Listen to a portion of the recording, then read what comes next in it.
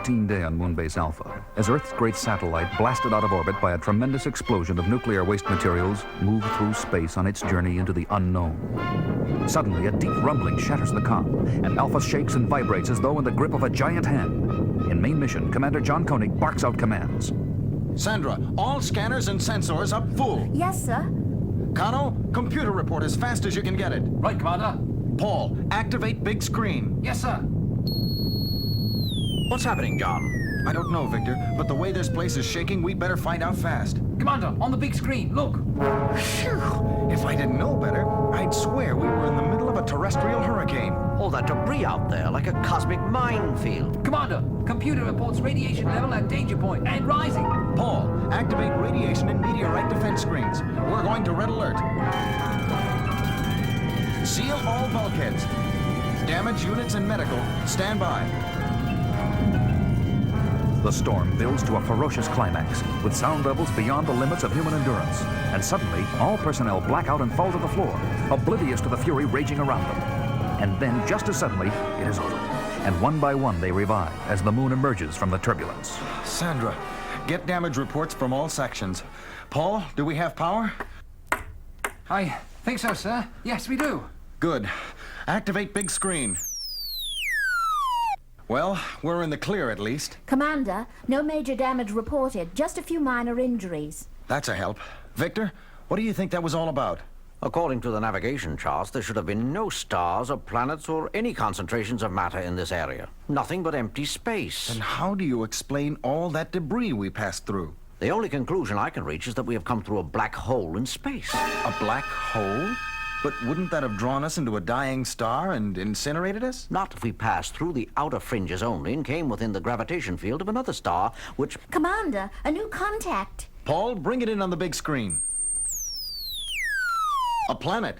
A big one. Kano, computer readout. Diameter 7926 miles at equator. Atmosphere breathable. Cloud cover H2O. Surface temperatures compatible with human existence. John, look at that cloud cover, broken by patches of blue. The general configuration, could it possibly be... Commander, I get life signs. Commander, I don't believe it. That planet, it's ours. There's no mistake, John. It is. It's the Earth. The Earth! Oh, we're home! It sure looks like the Earth, but there's something strange about all this. Alan, get Eagle 1 ready. We're going down and take a closer look. Within the hour, Eagle 1 is headed toward the planet with a landing party headed by John Koenig. Still no response to our call, Helena? No, John, nothing. Strange. They didn't answer our calls from main mission either. Every instrument reading and visual sighting confirms that this is our Earth, but we get no radio communication or any other sign of the civilization we knew. But we do get unmistakable life signs. Cloud cover very heavy, Commander, but there's a break right over there at 3 o'clock. Looks like a good landing area below it. Time we got some answers. Set her down, Alan. Landing on a hilltop on the surface, they step out of the Eagle, leaving Alan inside, and find themselves overlooking a veritable Garden of Eden. Green valleys and cool waters ringed in by a circle of mountains that shut out a hostile, unseen world beyond.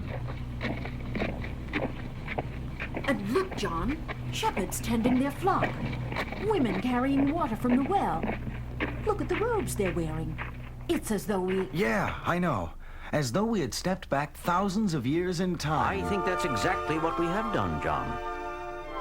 What do you mean? According to computer readings I made on board Alpha, and every calculation I've come up with since, we are back at or near the beginning of time. The Old Testament year 3347 BC. Ridiculous, Victor. There must be some mistake. Maybe the storm threw the computer off kilter. No mistake, John. Somehow we must have passed through a time warp in space when we passed through the black hole. We have returned to the Earth of biblical times. Incredible. Koenig here. What's up, Alan? Our onboard instrumentation seems to have gone haywire, Commander. What's wrong? Computer says it's the year 3347 BC. Computer is right, Alan. You're kidding, Commander. It's no joke, Alan. Keep an eye on the instrument readings and let us know if anything else unusual shows up. We're going down into the land of Canaan.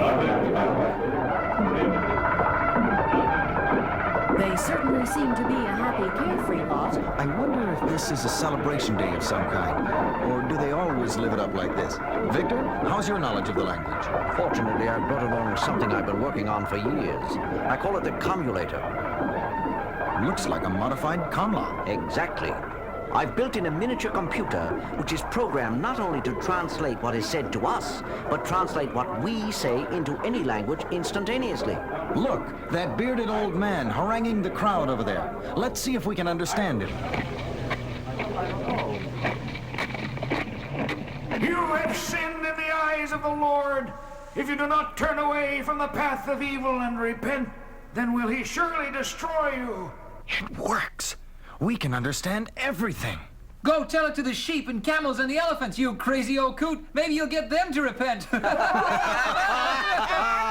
Lord will send down rain for 40 days and 40 nights, and every living thing will be destroyed. It hasn't rained for 6 months, and there's not a cloud to be seen in the sky. Sinners, blasphemers, you have been warned. I can do no more. Yes, you can. You and your sons can go sail your crazy boat up over the mountaintop. Good Lord. You know who that old man is? It's Noah. And the boat the young man mentioned, it must be the Ark. He was right about one thing, though.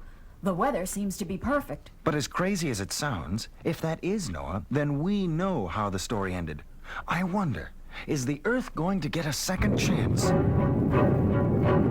What's that rumbling? Alan, give me seismograph reading.